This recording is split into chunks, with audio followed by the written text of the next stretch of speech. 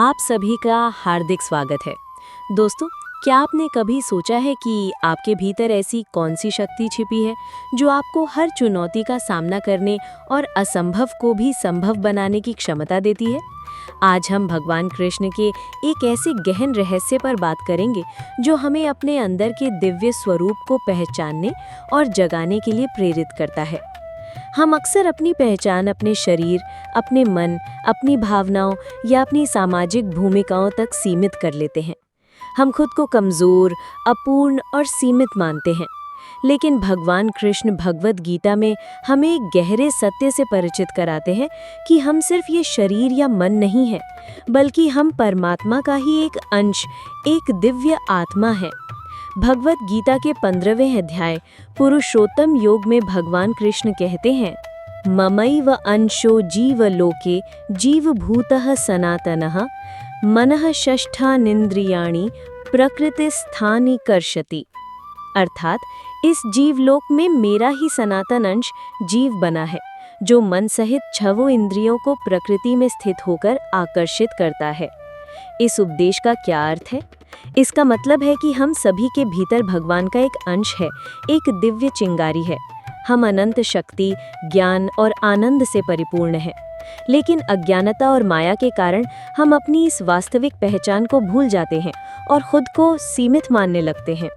अपने अंदर के दिव्य स्वरूप को जगाना ही वास्तविक आत्मज्ञान है।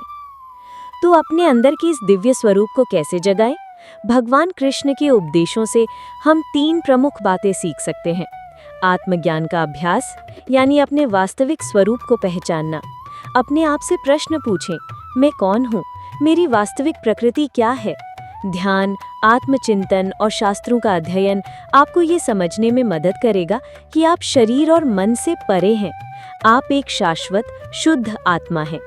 ये ज्ञान आपको बाहरी उपाधियों और पहचानों से मुक्त करेगा और आपको अपनी आंतरिक शक्ति का अनुभव कराएगा। ईश्वर से जुड़ाव, यानी अपनी दिव्यता का अनुभव करना। अपने भीतर और सभी प्राणियों में ईश्वर के अंश को देखें। जब आप सभी में दिव्यता देखते हैं, तो आप स्वतः ही अपने भीतर की दिव्यता को भी महसूस करने लगते हैं। भक्ति, प्रार्थना और सेवा के माध्यम से ईश्वर के साथ अपना संबंध गहरा करें। जितना आप ईश्वर के करीब जाएंगे, उतना ही आप अपनी दिव्य प्रकृति को पहचानेंगे। भगवान कृष्ण कहते हैं कि मैं सभी प्राणियों के हृदय में वास करता हूँ।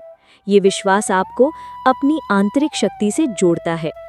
सकारात्मक कर्म और विचार, यानी अपनी दिव्य शक्ति का उपयोग। जब आप अपनी दिव्य प्रकृति को पहचान लेते हैं, तो आप अपने कर्मों और विचारों को भी दिव्य बनाते हैं। निस्वार्थ भाव से कर्म करें, दूसरों के प्रति प्रेम और करुणा रखें और हमेशा सकारात्मक सोचें। ये आपकी आंतरिक शक्ति को और बढ़ाएगा और आपको अपने जीवन में अद्भुत चीजें करने के लिए प्रेरित करेगा।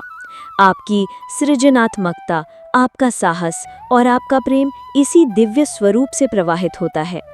याद रखिए, आपके भीतर असीमित संभावनाएं हैं। आप किसी भी चुनौती का सामना कर सकते हैं, किसी भी बाधा को पार कर सकते हैं और अपने सबसे बड़े सपनों को पूरा कर सकते हैं, बशर्ते आप अपनी इस आंतरिक दिव्य शक्ति पर विश्वास करें और उसे जगाने का प्रयास करें। ये दिव्य स्वरूप कोई ऐसी चीज नहीं है जो आपको बाहर से कहीं से लानी है।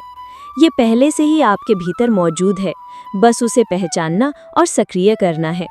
जब आप अपनी दिव्यता को जगाते हैं, तो आपका जीवन सिर्फ भौतिक नहीं रहता, बल्कि एक आध्यात्मिक यात्रा बन जाता है, जहां हर पल आनंद और पूर्णता का अनुभव होता है।